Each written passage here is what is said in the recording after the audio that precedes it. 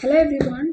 So in this session we are going to talk about the dramatic monologue. This is again another type of drama. So this is not an exact dramatic form, rather it is also considered as a part of drama. So in this session we'll talk about the characteristics of dramatic monologue and the dramatic nature of it. Even though it is not a part of not considered to be an exact dramatic form, it is still considered as a dramatic type. No. In the sense, it does not have the characters, plot, and all, but it is dramatic in nature.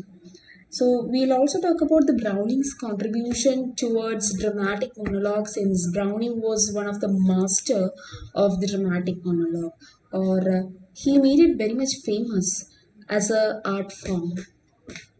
So the first one, major characteristics of dramatic monologue. So as far as the dramatic monologue is considered, it is not a strictly dramatic art form. So it is intended to be presentation before the audience, but it is not in an exact dramatic form. We cannot view it like a tragedy or a comedy or a tragic comedy and all those form. So it is indeed in a poetic form, and it was being popularized by Browning, and one more person was also an expert in it, and it was Tennyson, Lord Tennyson. Now, the aim of this work is basically the character study or psychoanalysis of a person or a character. The person who is being presented, we are being presented the innermost nature of a man, of a character, whatever character is being chosen by the writer. So the character's innermost intention or innermost feelings is being brought out open before the audience. So this is like a character study or psychoanalysis of a character. Now, a person who speaks is made to reveal himself and and his motives that led him to some sort of crisis in his life. So he speaks about his bad times and what led him to that bad time, and how did he feel about it. Was he made a victim? And it is his mind's voice. So he speaks it in a more self-detached manner. So the person may speak much more in self-justification as if it is nothing of his fault, or in a mood of detached self-explanation, but their audience will get to know the right intentions of the person's innermost mind, what they feel, how the person is all about. So it is a character study or a psychoanalysis. The author also intends to show the audience the innermost man in the character.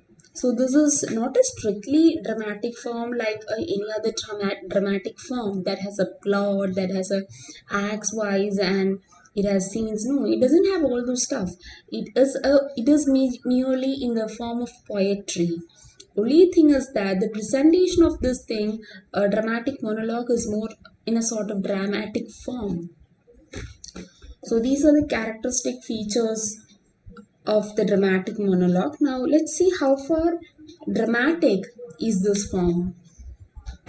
Now this is part drama and part poetry. It is a mixture of dramatic nature, and the poetic nature.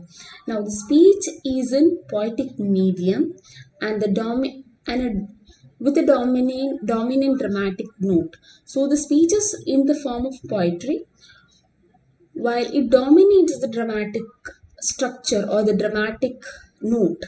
So, if a writer presents a character, then we find that in that form of dramatic monologue, the character will be speaking, and we can hear the innermost voice of the character, and the character will be addressing all these to the audience. The character will be talking to the audience about his innermost nature. So the form of talking would be in poetic form, while the presentation would be in dramatic form. So it lacks from the other forms of drama in its complete action and interchange of speech. So it does not have a complete action or dialogues or more characters to be being on the stage.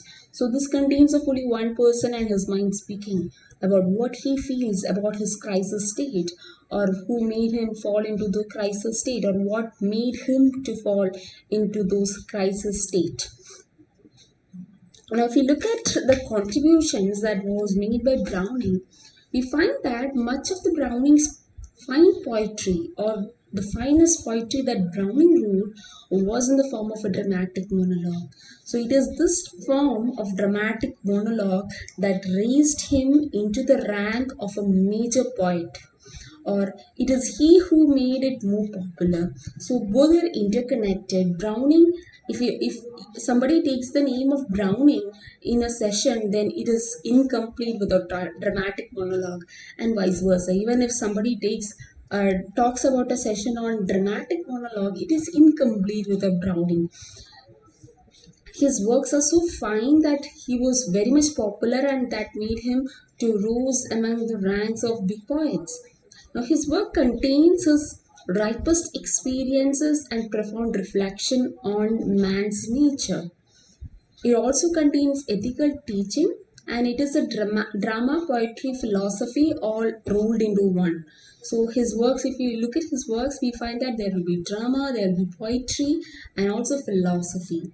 So it is all a mixture of all these in one single piece of poetry or art form.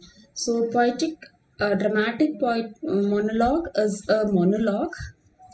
Mono in the sense by a single person. A single person is longing for something. He is crying about his crisis state. The inner mind is being put open before the audience, and they'll be able to understand the man's innermost nature.